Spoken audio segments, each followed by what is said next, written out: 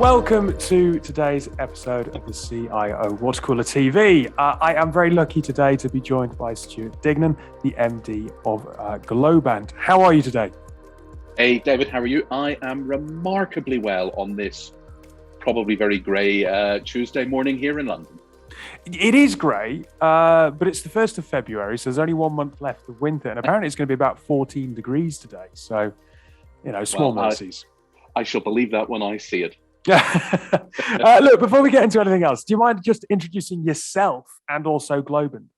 Yeah, I'd be delighted to. So, as you very kindly said, I'm Stuart Deignan. I run the UK operations here for Globant. And I'm sure many people are scratching their head going, I'm not sure I know Globant. And that's not surprising. Globant is a relatively young organization. It was born about 18 years ago in Buenos Aires in Argentina. And like all good ideas, it started with 4 guys in a pub, having a drink one Friday, bemoaning the state of the economy and of technology and the approaches to technology. And they decided to start their own organization, and that was to become Globant. And 18 years later, we're 25,000 people globally. And just today, we've been named as one of the top 10 IT services brands globally. And so it's a very, very exciting journey to be a Glober. That's what we call ourselves when we work for Globant. And we put clients at the very center of everything we do, helping them solve some of the most complex problems that they see in the industry. And that has been tested over the last couple of years with the coronavirus and all of the restrictions. It's meant that organizations have had to pivot and think about how do they meet their customers' needs? How do they function in a world where people can't walk into shops, people can't transact it the way they used to transact? And technology is absolutely fundamental in allowing organizations to grow, mature, and serve their customers better. And I guess it is because we had built such strong and intimate relationships with our customers over the last 18 years that we were the first port of call for many of them as they struggled to adapt in a pandemic world. And now that we seem to, hopefully, fingers crossed, be emerging from the pandemic, we're helping organizations with all sorts of other challenges. The Metaverse, for example, that's something that's hot on people's lips. And we're really helping organizations think through how they connect to various communities using technology and in different ways. So Globant is a fantastic organization helping all sorts of different clients, from large automotive to banking to media giants. And I'm pretty sure you're going to hear a lot more about them over the next few months and years. Now, obviously, if we're going to hear a lot more about the business, then that, I suppose, alludes to the fact that there has been some significant investment in the UK. Do you want to just tell us a little bit about that? Because I suppose this is an interesting point, right? We're coming out of a global pandemic. The organization has its heritage in Argentina, but where the center of an organization is now in this world that we now live in, I mean, that's a question that I suppose a lot of organizations are facing. So how significant is that investment and why has it been made? It is huge. So obviously, in South America, Globant is a household name. And to a degree in North America, it is incredibly well known. A huge amount of our revenues come from North America. In Europe, we have a pretty large presence here in London, in Spain and Germany and France, and growing and opening offices fairly quickly in other geographies. But in London and in the UK, we've pledged to invest £65 million over the next couple of years. And that's a very significant investment. And it's something that I'm incredibly proud of, that we went to the board and we fought for that, because I believe passionately in the UK and the UK's place for global technology. And so what are we spending that money on? So one of the things that we're spending the money on is this building just behind us here. We have, it was very strange during lockdown to be looking at new office space and taking office space that is 20 times bigger than our current offices. But we are fitting that out to be a very modern office designed to meet the needs of an emerging workforce and the emerging needs of our clients. So it's going to be a business and collaboration center, somewhere we can work shoulder to shoulder with our clients, those times when actually you achieve much more by being face to face. We When you all, say, when you say a yep, business and collaboration space, just to jump in, yeah. what does that mean? Because kind of, everyone right now is talking about the office being an area where people go to collaborate Mhm. beyond sofas and a coffee shop style kind of feel to it and kind of stealing from Google and Starbucks and fusing the two. Well, what do we really mean? Do you know, look, we are shamelessly stealing from some of the best practices around Google and Starbucks, and we will have lots of comfortable sofas. We will have a bar, a coffee point. We'll have lots of fun things to do, like golf simulators and F1 simulators. But the real point is, the nature of how we work is changing. There is always going to be that element where there are people in different parts of the world.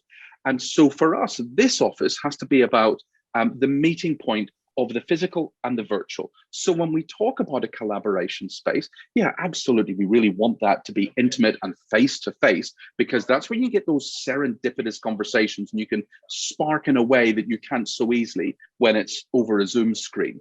But accepting that the nature of business will be different and people will be remote, it's how we bring that together. How do we use technology and some immersive technologies to allow those folks who can't be here in London to be able to participate fully and in a very rich way in all of the conversations and the dialogues and the brainstorming and so on that we need to do. So the office is really designed around that. It is not the traditional office where you see how many desks you can squeeze in.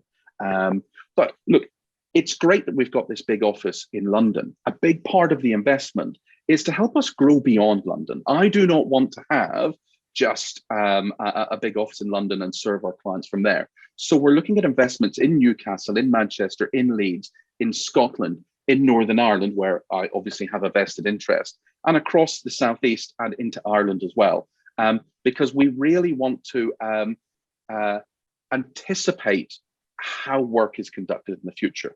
And in a large degree, that's about moving to where our clients are.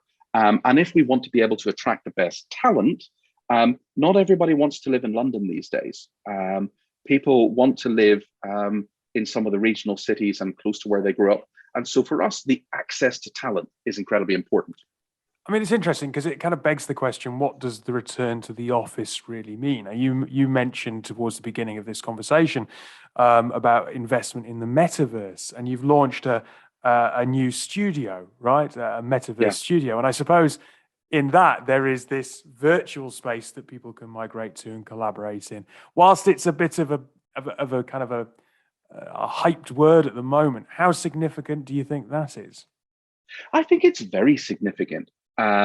It's another mechanism for organizations to be able to engage in what we call communities, and those communities could be anything. It could be staff members, it could be customers, clients, customers of customers. But it's about being able to do, I don't know, things like live shows, have community socials, have membership, programmatic gaming within the metaverse, and then have these digital parcels for sale, and get into the world of NFTs and various things like that. So it's a fascinating space. And what underpins this is, how do you build trust within the metaverse? How do you know that you're able to live by your values, and that when you say you have these values, that the community has reason to believe that. So again, underpinned by lots of technologies that we're hearing lots about, blockchain, NFTs, and so on. So it is incredibly important, and for a technology firm like us. And so I said we're 25,000 people.